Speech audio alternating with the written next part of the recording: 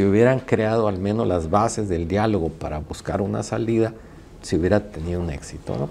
Pero pues no vemos nada, ¿no? Es decir, pues ¿qué pasó? O sea, ¿de qué se trata? ¿De ir a repartir cheques o apoyos de 1,000 pesos o cosas de esas?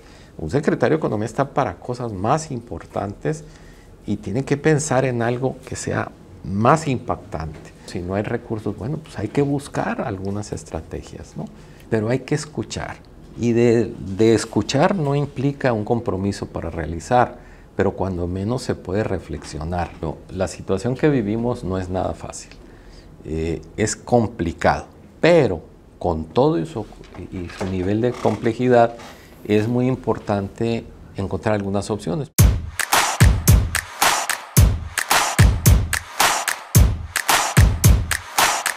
Hola, ¿qué tal, amigas, amigos? Bienvenidos a un programa más de Diálogos por Sinaloa, y en este nuevo programa, en este nuevo episodio, tenemos el gusto, el honor y de manera particular, es alguien a quien yo admiro mucho, me dio clases en la maestría, de los maestros más preparados, más exigentes también, el doctor César Valenzuela. Muchas gracias, doctor, por aceptar la invitación a este programa y poder platicar un poco con quienes siguen en el canal de YouTube la voz de la ciudadanía, de expertos en diferentes ámbitos. Y el doctor César Valenzuela es un experto en materia económica, fue presidente del Colegio de Economistas de Sinaloa, pero más que yo presentarlo, quisiera que usted se describiera. ¿Quién es César Valenzuela? Bueno, de entrada agradecer la invitación. En lo personal diría pues que soy un ciudadano pues interesado en la problemática que vive el Estado, que vive el país, que se vive en el mundo. Un académico irremediable, porque aun cuando ya hace algunos pocos años ya me retiré de la docencia, bueno, de manera permanente, lo hago eventualmente, pues sigo en esa parte, ¿no? Trabajando, investigando, que por cierto, el día de mañana la doctora Cristina Ibarra y un servidor presentamos un libro que hemos trabajado en los últimos meses. Un libro más, porque tiene colaboración en muchos libros y es coautor, autor. Gracias. Y bueno, dentro de eso, pues mi actividad fundamental es la consultoría a empresas, a instituciones públicas, pero básicamente colaborar en lo que profesionalmente podamos apoyar. En lo personal, bueno, digamos que soy un padre de familia con hijos ya mayores de edad, desarrollándose y pues tratando de hacer lo mejor que podamos en la familia, ¿no? Eso digo yo, no sé qué opinará mi esposa. Seguramente coincide. Doctor, y para entrar en materia en este programa, platíquenos cómo percibe o cómo consideraría que es la situación actual en materia económica en nuestro estado. Bueno, la situación económica es un tema muy triste, muy lamentable. El día de mañana vamos a cumplir 8 meses en esta situación, donde hace unos días se discutía si la economía de México estaría en recesión o no. Yo me reservo ahí el comentario porque un dígito muy a fuerzas no cambia, ¿no? Como dicen, el hábito no hace al monje, ¿no? Pero en fin, ese es otro tema. En el caso de nuestra entidad, pues ya tenemos bastante, que entramos en una situación muy difícil, donde la actividad económica, pues cualquiera lo puede observar a simple vista, una gran cantidad de establecimientos que han cerrado sus puertas, una lamentable situación de muchas personas que se quedaron sin empleo formal, otra buena cantidad en el informal, pero sobre todo aquellas personas que se ocupan con establecimientos por algunas actividades que prestan de manera directa, negocios familiares o personales, es decir, algunos de ellos tienen sus trabajos formales o los tenían, y en sus ratos fuera de ese empleo pues tenían alguna actividad adicional. Lamentablemente pues muchos de ellos perdieron un empleo formal, están en la parte informal, y algunos ni eso, porque las circunstancias no se los permiten, ¿no? O están expuestos a una situación de un robo, o están expuestos a una situación de un evento violento que le pueda provocar un accidente, una circunstancia indeseada, desde luego, ¿no? Entonces, ese es en el contexto más a la mano que tenemos, sobre todo aquí en la ciudad, que lamentablemente se está extendiendo cada vez más al resto del estado.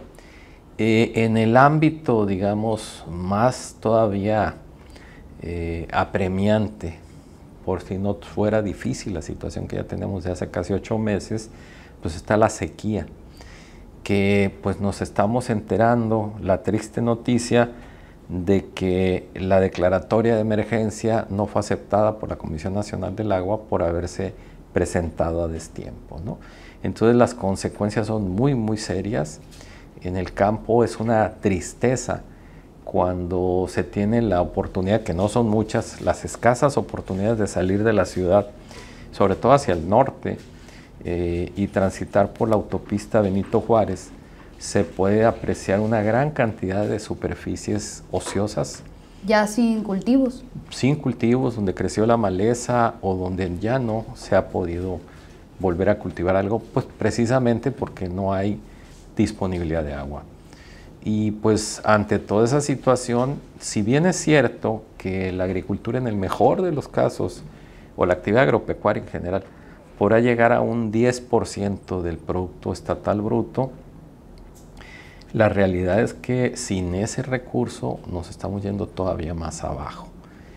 Y esto pues ante una industria prácticamente inexistente, porque nuestra industria es muy, muy pequeña, aunque representa una proporción, eso es un dato curioso, un poco mayor que el del sector primario, pero ese es un dato que probablemente podamos platicar después.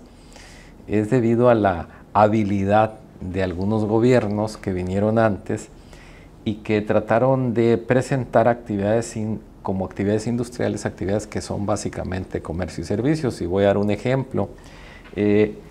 Refrescos que anteriormente les conocíamos como aguas frescas, que se vendían en las esquinas por carretitas que tenían una, no sé si le llama vitrolera, algo así, que lo servían en un cono, en un vaso desechable. Alguien tuvo la idea hace unos 8 o 10 años de ponerlos en botellitas de PET como este. Y entonces el ponerlos en una botella y ponerle una etiqueta, o incluso hasta sin etiqueta, ya se les empezó a considerar industria de bebidas, ¿no? Y eso empezó a reflejarse, se les formalizó, entonces el comportamiento empezó a subir, ¿no? Claro, hay algunas industrias que desde hace muchos años existen, como de forrajes, como de alimentos sobre todo, alimentos y bebidas. Pero sí ha habido esa situación, digo, no me voy a meter más en el tema porque ahí nos quedaríamos, pero eso es parte de lo que es el espejismo en el que se ha querido convertir la economía de Sinaloa. No estoy hablando de ahora, estoy hablando de hace algunos años, porque lamentablemente esto lo venimos arrastrando en forma gradual cada vez más notoria.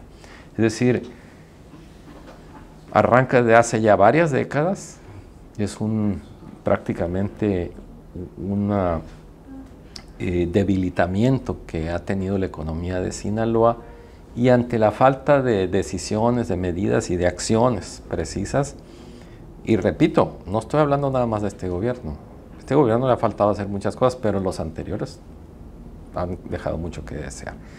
Y en ese sentido, la economía de Sinaloa, que quiero agregar un dato complementario, prácticamente 2/3 partes del PIB estatal lo genera el comercio y servicios, que es el sector terciario, el que prácticamente no agrega valor. En el sector primario se crea el valor, es una actividad extractiva, ya sea la pesca, la agricultura, la ganadería, la silvicultura, etcétera, son extractivas. Y ahí hay valor, que genera básicamente los recursos naturales con el trabajo del hombre y otros factores adicionales. Y en el caso de la industria, ahí se genera un mayor valor agregado al transformar, es la actividad de transformación. Pero en la actividad de comercio y servicios, pues prácticamente no se genera el valor, ahí se realizan los bienes y servicios. Y lo menciono ¿por qué? Porque precisamente ahí es donde más tenemos presencia, y que representa, decía, más de 2/3 partes. Y con esto que estamos viviendo, al menos en la zona donde tiene mayor importancia el comercio y los servicios, es donde ha habido mayor afectación. Afectación, exactamente. Y por otra parte, es que esta actividad pues está cada vez más debilitada por las circunstancias, en la medida de que si la actividad primaria está viviendo, y al parecer no es deseable, pero todo indica que esta situación se va a agudizar más. Entonces, las repercusiones de la derrama económica que genera la actividad primaria en el sector comercio y servicios va a ser menor.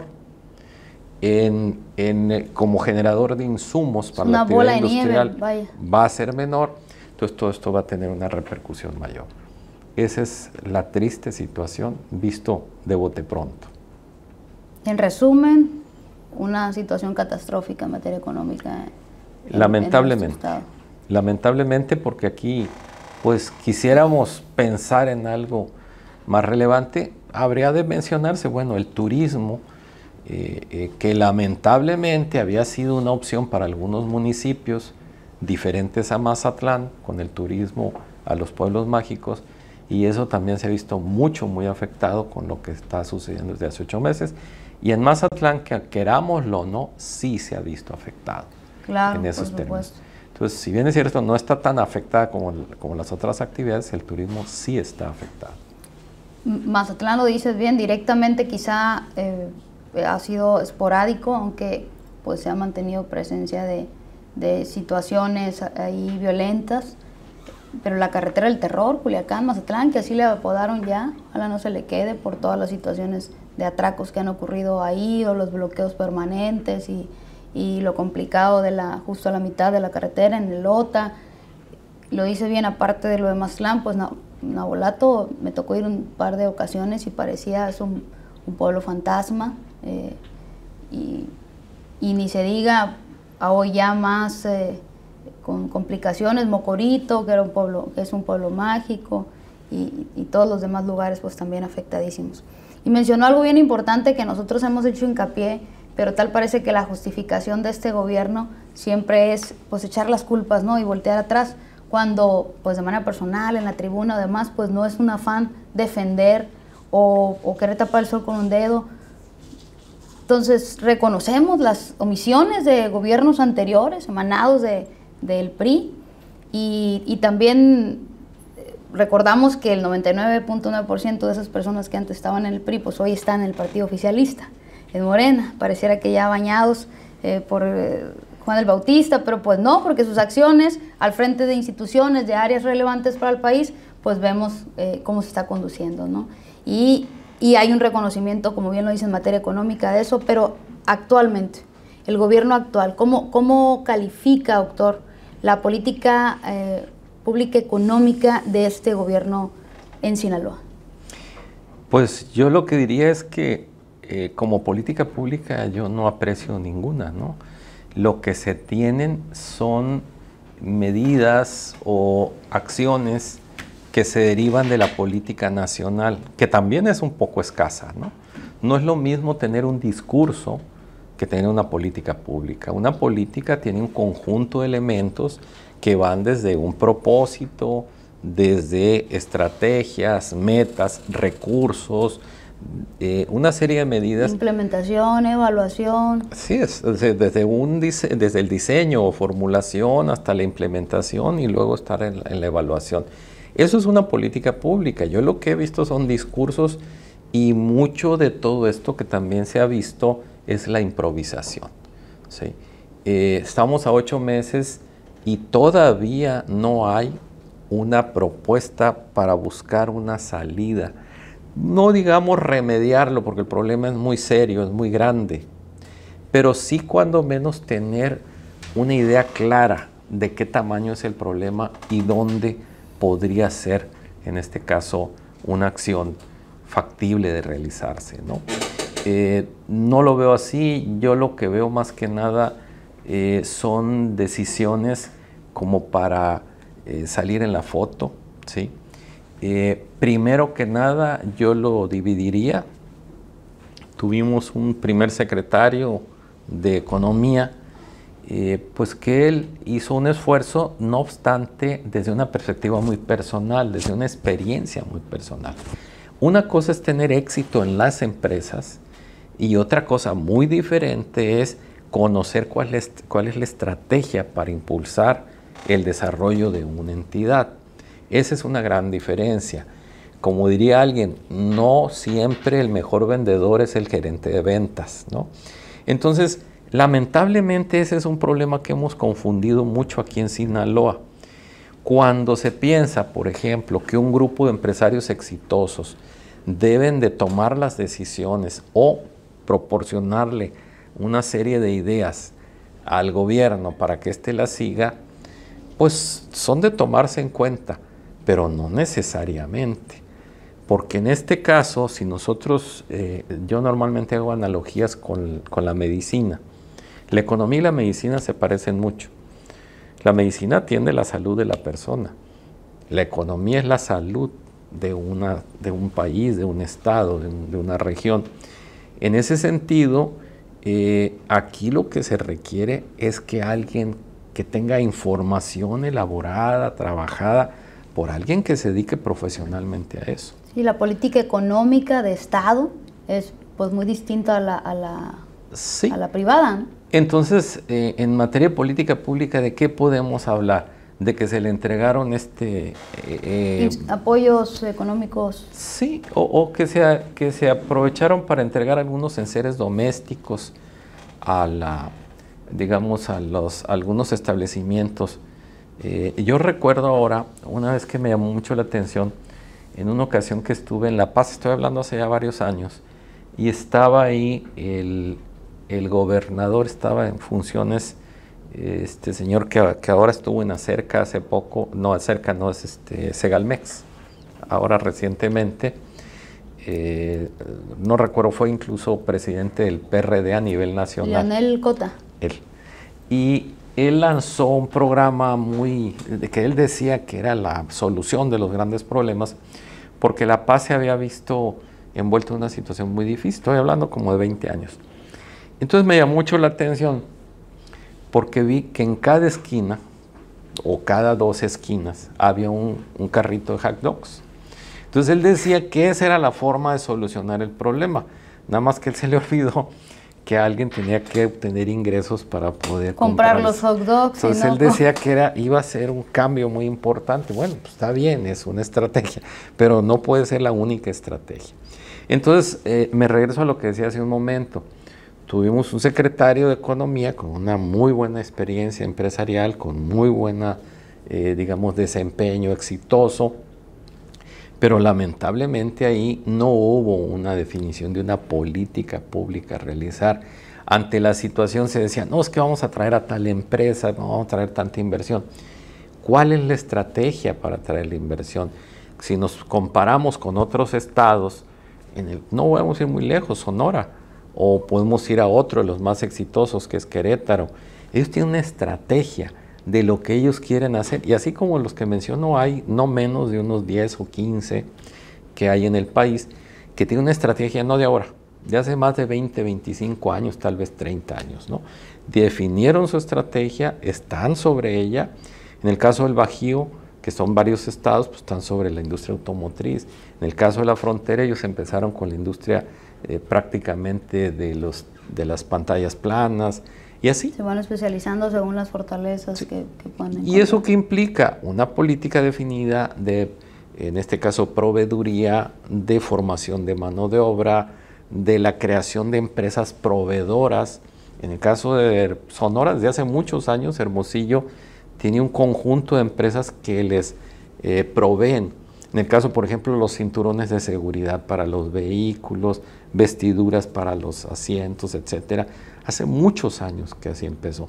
Y si nos vamos al caso de Japón, que es el más exitoso hace ya bastantes décadas, esto empezó en pymes, es decir, pequeñas y medianas empresas familiares prácticamente, que elaboraban pequeños, recuerdo muy bien, por ejemplo, las agujas, que ya están desapareciendo porque ahora todo es digital, las agujas de los marcadores de la temperatura, de la velocidad de un vehículo, las elaboraban en talleres familiares.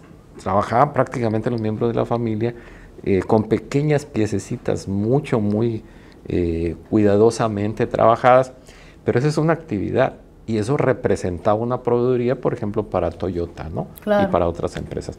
Entonces, en eso, todo esto obedece a una estrategia, a un planteamiento añejo. Que tiene que ir en ruta a mediano y largo plazo. Así es, y bueno, vamos a pensar que digan, bueno, es que no había nadie, ¿por qué quieren que yo lo haga? Bueno, está bien, pero cuando menos aquí sí aplicar la clásica que tenemos los economistas de la economía clásica, dejar hacer, dejar pasar, ¿no? Si yo no lo voy a hacer, bueno, voy a buscar la manera de que haya quien lo haga y voy a generar las condiciones y a ver cómo se dan las cosas, ¿no? Y tomar opiniones del empresariado exitoso, tomar opiniones de diferentes segmentos y de ahí que surgiera algo. Y yo creo que aun cuando no se hubiera transformado una parte o no se hubiera cambiado una parte de la economía, si se hubieran creado al menos las bases del diálogo para buscar una salida, se hubiera tenido un éxito, ¿no?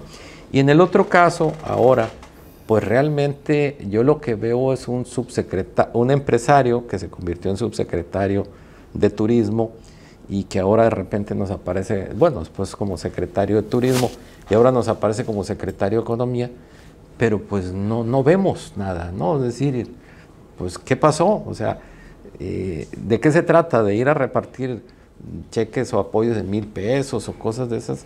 Un secretario de economía está para cosas más importantes y tiene que pensar en algo que sea más impactante. La pregunta sería, bueno, si no hay recursos, bueno, pues hay que buscar algunas estrategias, ¿no? Claro. Hay que buscar mecanismos. Y justo el diálogo es el instrumento más valioso y es el que parece que más desdeñan en este gobierno. Pues hay que abrirse, hay que buscar, hay que escuchar. Lo más probable es que no se piense igual, pero hay que escuchar. Y de escuchar no implica un compromiso para realizar, pero cuando menos se puede reflexionar. Claro. En términos de lo que se quiere hacer. Ahora, si se tiene una idea más clara y más contundente, pues adelante, que nos la den a conocer, ojalá. No es que no queramos que exista, al contrario, deseamos que exista. Se dicen, bueno, es que hace algunos años el grupo Coppel estuvo financiando un área de investigación en Harvard, pequeñita, pero ahí estaban trabajando. Vinieron aquí a hacer un planteamiento, eran unos investigadores jóvenes recién egresados de origen centroamericano y vinieron y presentaron su proyecto. Bueno, pues lo presentaron, no fue lo exitoso que se buscaba, era un planteamiento, ¿no? Pero bueno, se aprecia el intento, ¿no? Claro. Eso es importante. Por supuesto. Y en este sentido, ¿cómo? Porque bueno, en la política pública, en la vida privada, en todas las crisis, pues pueden ser oportunidades, ¿no? Y con esta catástrofe económica, ¿cuáles son las oportunidades de futuro económico para nuestro Estado que podrías detectar, doctor? Sin duda, y eso prácticamente es una recomendación de librito, ¿no? El mejor momento para iniciar un proyecto, un negocio, es en la crisis. Porque de ahí difícilmente va a ir abajo, ¿no? O sea, ya estás en la lona. Sí. ¿Qué toca? Pues subir. Ahora, lo importante es saber en qué momento de la crisis. Si está empezando la crisis y consideras que ya es lo final, no necesariamente. Pero si se inicia un proyecto bien estructurado, es decir, que tenga un poquito de bases, bueno, ese proyecto puede aguantar todavía alguna situación adversa, pero de que va a subir, va a subir. Ahora bien, ¿cuáles son las oportunidades que tenemos? Pues debemos de buscar oportunidades precisamente en el ámbito más básico que tenemos. ¿Cuáles son? Lo más básico que tenemos es el sector primario, ¿sí? Que afortunadamente, salvo la escasez del agua, somos un estado con una riqueza de recursos naturales, una tierra muy, muy fértil, pero a eso precisamente hay que generarle algunas opciones. ¿Qué es lo que estamos haciendo desde hace ya varios años? Pues que los productos primarios prácticamente los estamos llevando fuera del Estado o se quedan en el Estado sin mayor transformación. Entonces, no es nuevo, desde hace mucho, por ejemplo. La apuesta a la industrialización. Esa es una fase, lo que es la industrialización.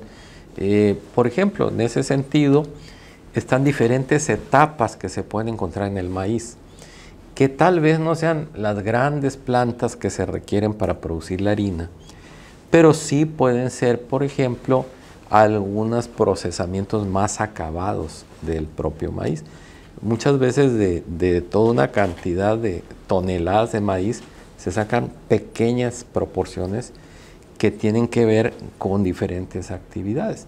Por ejemplo, del maíz se tiene que tomar una parte muy pequeña para poder espesar las pinturas, para espesar alimentos como las mayonesas, las salsas de tomate, cosas así. En esa parte, en eso no tenemos nada. Hay algunos, no es ahora, desde hace mucho tiempo, que se ha trabajado, por ejemplo, en lo que es la esencia de lo que es el tomate. La esencia del tomate se toma para producir labial, en este caso orgánico, que obviamente tiene un costo considerable, pero hay un mercado para eso. Un labial que no es tóxico, un labial que tiene esas cualidades. No es nuevo, ella tiene creo que como 2 décadas o más, ¿no? Y eso es algo que aquí abunda, ¿no? Hay alguien que esté trabajando en eso. Y yo no estoy descubriendo el hilo negro, es esa información que está muy a la mano. Y en el otro sentido, por ejemplo, tenemos una gran cantidad de o egresados de carreras que no tuvieron una oportunidad, o de estudiantes o personas que dejaron de estudiar y que quedaron con carreras truncas. En eso hay, creo, la oportunidad de buscar opciones, porque estos pueden ser generadores de algunos, no le puedo llamar productos porque la mayor parte son intangibles, ¿sí? Sino precisamente de ese tipo de servicios digitales muchas veces que se pueden generar.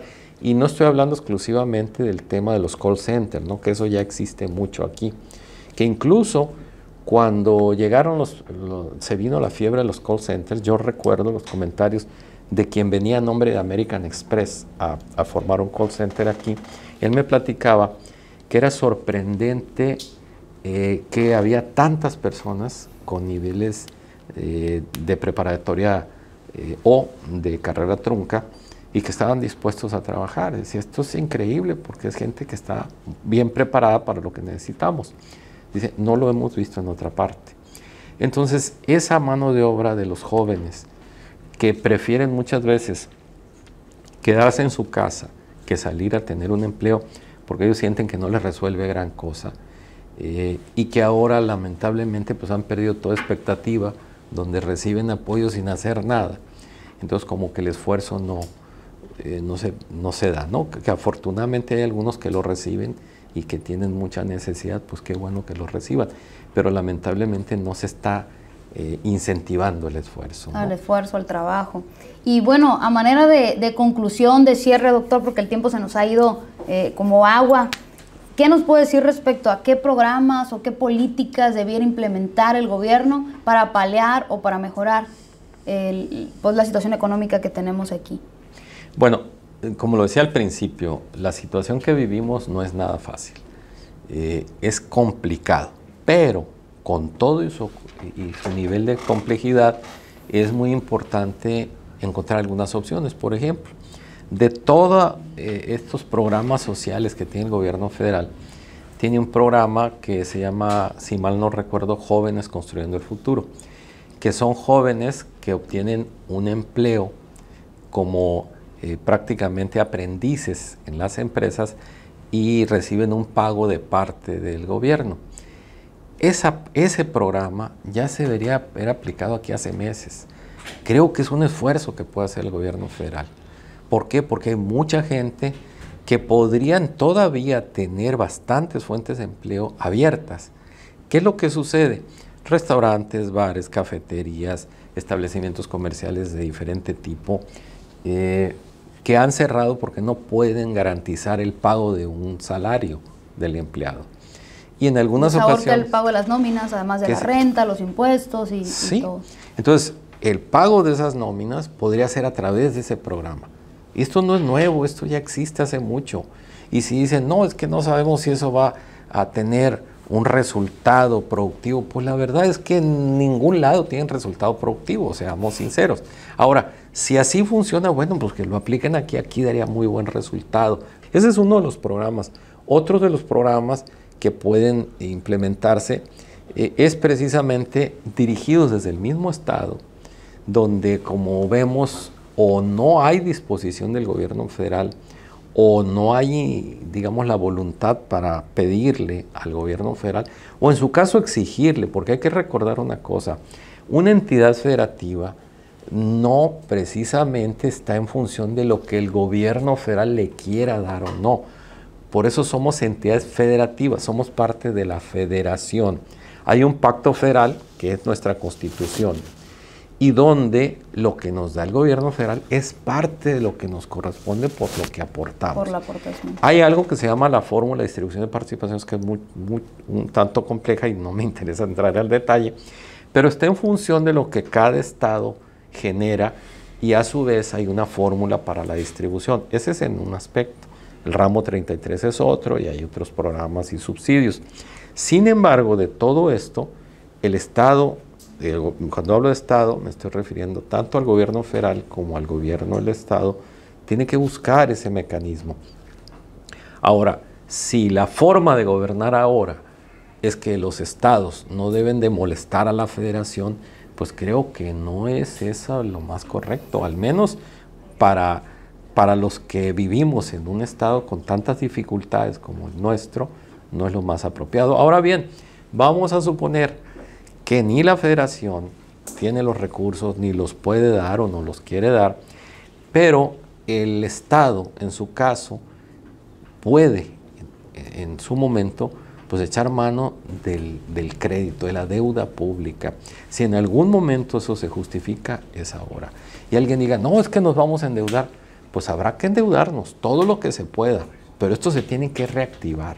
Claro. ¿Cómo? Pues el gobierno tiene que ponerse a la cabeza. Inyectar no se capital trata, para que inyecten los demás, ¿no? No se trata de regalar dinero, se trata precisamente de implementar programas y que sean precisamente créditos. ¿Cuándo se van a poder recuperar? No sabemos. Y esto tiene que ver otra cosa, con esto quisiera complementar y si se puede concluir. Hay que estar también los ciudadanos, ¿sí? La población, tenemos que ser conscientes que un programa de esta naturaleza, que de llevarse a cabo con un endeudamiento muy fuerte de parte del Estado para financiar, que sinceramente por más fuerte que sea no sería suficiente, pero permitiría reactivar la economía, tiene que llevar por otra parte un proceso de recaudación fiscal, ya sea con un nuevo impuesto, ¿sí?